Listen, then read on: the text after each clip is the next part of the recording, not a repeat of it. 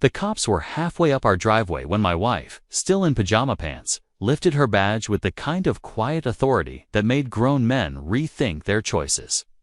One of the officers hesitated mid-step, his partner's hand hovering uncertainly near his belt. And then, there was Brenda.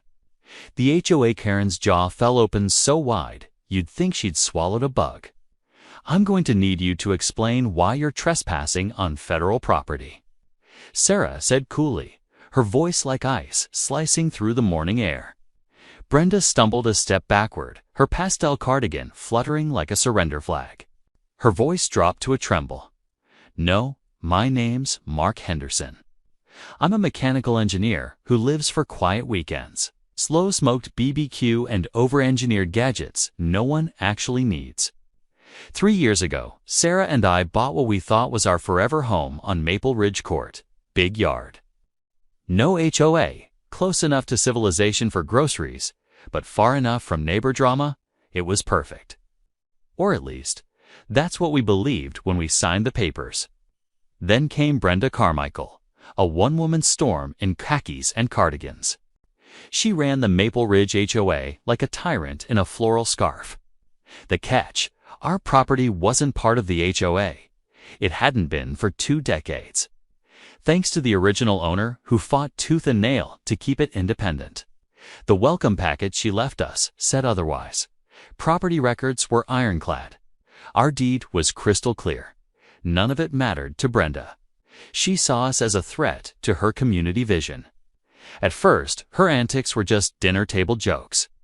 She showed up with a welcome packet no one asked for, complete with mandatory lawn rules, a list of approved mailbox colors, and no joke, a VHS tape of a community orientation video from 1998. Sarah and I dug out an old VCR from a garage sale just to watch it. It was the kind of production that sits somewhere between a high school media class project and a hostage tape. But her friendly warnings were the beginning. Little notes on our door, written in purple gel pen on self-printed HOA letterhead. Apparently, our mailbox wasn't approved HOA beige. Our fire pit counted as forward aggression, and my wife's unmarked government vehicle was suspicious activity. Sarah laughed so hard at that. Once she nearly snorted coffee, we ignored it all politely. I'd wave when she marched down the street with her clipboard. Sarah would smile sweetly and shut the door mid-speech whenever Brenda started one of her rehearsed community standard rants. We figured she'd get bored eventually. She didn't. That's when Brenda turned up the heat. She began sliding fake HOA fines under our door. Official-looking invoices with made-up penalties. 54, excessive. Dandelions, $75 for non-approved bird. Feeders, $200 for aggressively neon non-neutral paint colors, which apparently referred to our hunter green front door, a color that had been there since long before we moved. In our shredder, lived by the front door after. That, then came the voicemails. Every Saturday at 7 a.m. sharp, Brenda's voice would rattle through the machine, warning us of emergency HOA meetings we were required to attend. She listed imaginary fines stacking up daily and threatened legal action. She claimed our bird feeders were encouraging a potential avian uprising and said our garden gnomes were cultish and scaring young families. I tried being civil once, caught her on one of her morning power walks. Politely explained we weren't part of the HOA, showed her the property records, and even offered to grab coffee to settle this like adults. She responded by snapping a photo of my license plate and mumbling about vehicle standard violations. And then came the day everything blew up. I'd taken a week off work to build a 12 by 10 backyard shed, simple structure. All permits pulled, fully up to code, even painted it a neutral color. Sarah was already daydreaming about organizing her power tools. I was halfway through framing when Brenda appeared at the gate, her face an impressive shade of plum. She started yelling about unauthorized housing development and calling in the big guns. I figured she meant her cousin who'd gotten an online law degree. I was wrong. The police rolled up on a quiet Tuesday morning to patrol cars in formation. Brenda strutted next to them like she was leading a SWAT operation. Binder of bylaws in one hand, venti frappuccino in the other. Her chest puffed out with pure suburban self-importance. From the backyard, I could hear her dramatizing the situation, talking about flagrant disregard for community standards and a dangerous construction project. I should have seen the storm coming. I walked around to the front yard, brushing sawdust off my hands, fully prepared to show the officers the neatly laminated building permits sitting in my back pocket. But before I could say a word, Sarah stepped out. Pajama pants, an old FBI Academy t-shirt, bed hair that said I've had worse mornings than this. She took one look at the scene, 2 patrol cars, a trembling Karen with a frappuccino, and me looking way too confused for a Tuesday. And I sighed, a long, practiced sigh. Then she reached for her badge. Special Agent Sarah Henderson, Department of Homeland Security. She announced with quiet authority that hit the air like a gavel strike. Everything froze. The officers stopped mid-step.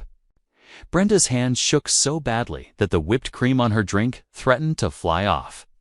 Even the neighbors who'd been pretending to water their plants while enjoying the show suddenly found urgent reasons to be indoors. Sarah kept that same steady tone. This is federal property. The shed you're so concerned about is a secure storage facility, and your presence is interfering with a classified project. She wasn't technically lying. It was a secure structure, and my attempts to organize the garage were classified as impossible by anyone who'd ever seen the chaos in there. The younger cop shifted on his feet, glancing at his partner. "We might need to double-check some jurisdictional stuff," he mumbled. The senior officer nodded, already backing away toward the patrol car. "We're going to go make some calls," he said, which in cop language clearly meant we want no part of this. Brenda was rooted to the spot, her mouth opening and closing like a malfunctioning goldfish. She tried to stammer something about sovereign neighborhood rights, which isn't even remotely real. But Sarah was already a step ahead. She reached into the folder she'd brought out from inside, pulled out a crisp legal document, and handed it to Brenda with a smile so polite it was terrifying. "This," Sarah explained patiently, "is a cease and desist letter from our legal department, impersonating a regulatory authority and harassing federal employees on their property. Comes with interesting liability issues. I'd recommend you read it carefully." The letter was 100% real, drafted by Sarah's agency's legal team after she casually mentioned our ongoing HOA nightmare during a lunch break. Her colleagues thought it was hilarious and jumped at the chance to help. Turns out government lawyers love putting overreaching HOA presidents in their place. Brenda's face cycled through colors like a broken traffic light, starting at red, passing through purple, and finally settling on a pale, clammy gray.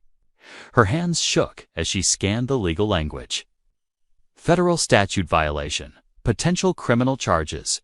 Word spread through the neighborhood faster than a California wildfire. By that evening, Brenda's phone was blowing up. The HOA board called an emergency meeting, which we knew because of the parade of cars headed to her house. Every driver wore the same "oh no" expression. Our neighbor Gary, HOA treasurer and certified Brenda hater, filled us in later. The meeting was brutal.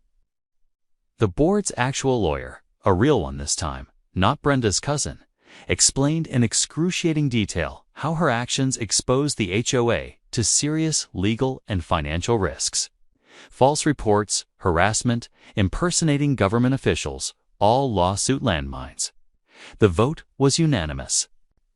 Brenda was suspended from her position, though, as Gary put it, the word temporary is doing some heavy lifting here.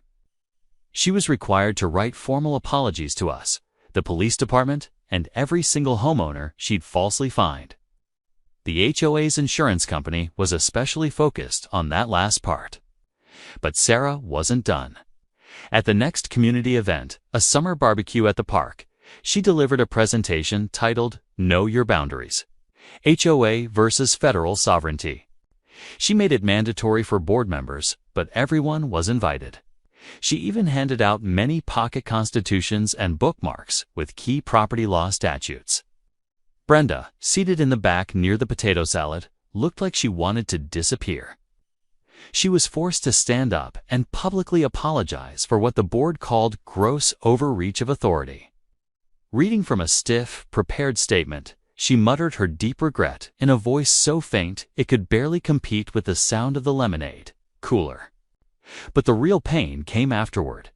The HOA's insurance company slapped her with a $5,000 deductible for the legal cleanup. Her false police report earned her a misdemeanor charge and $800 in fines. In the final blow, the board voted again, unanimously, to permanently remove her from her position. Gary told us she actually cried when they took away her gavel, clutching it like a life preserver as security escorted her out. For the first time since we'd moved in, Maple Ridge Court was quiet, and it was glorious.